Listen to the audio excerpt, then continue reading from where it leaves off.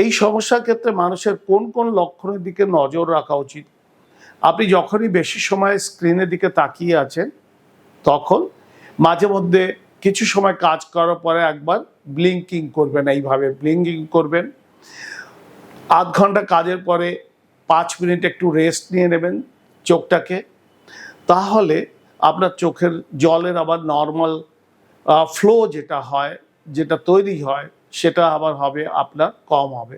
তাছাড়া আপনি কখনো কখনো আপনি যখন প্রলং স্ক্রিন টাইম হবে একটু লুব্রিকেটিং ড্রপ লাগাবেন।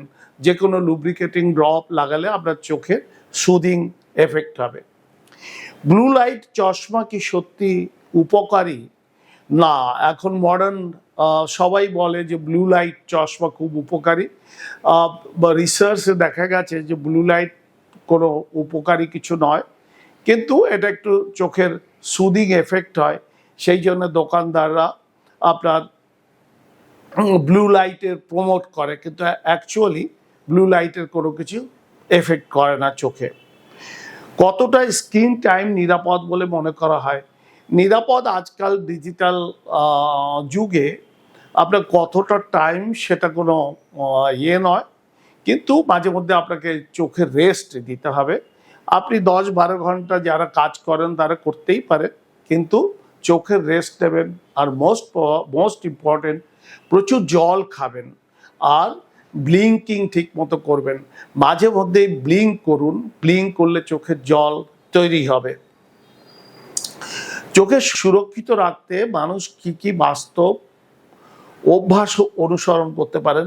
ওই যেগুলো সুরক্ষিত, সুষম খাদ্য খান, পার্টিকুলারলি ভিটামিন এ জাতীয় খাদ্য, যেমন পালং শাক, কুমড়ো, গাজর, টমেটো।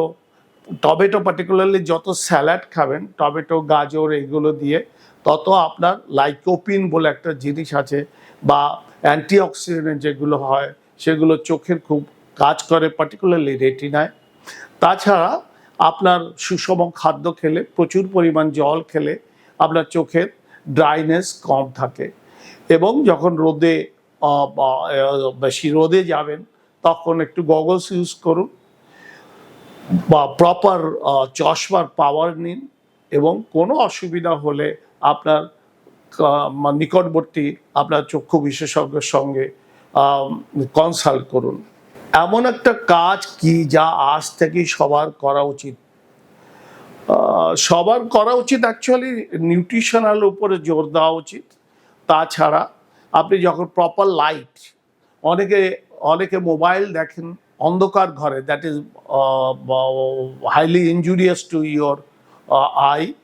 তো প্রপার লাইটে আপনি যখন কম্পিউটার করবেন, ঘরের জন্য পর্যাপ্ত পরিমাণ লাইট থাকে। যখন আপনি মোবাইল দেখছেন যেন একেবারে অন্ধকার ঘরে না দেখেন, প্রপার লাইটে দেখেন, তাহলে আপনার চোখ আপনি সুরক্ষিত রাখতে পারবেন। Thank you. ভালো থেকো ঘরে বাইরে।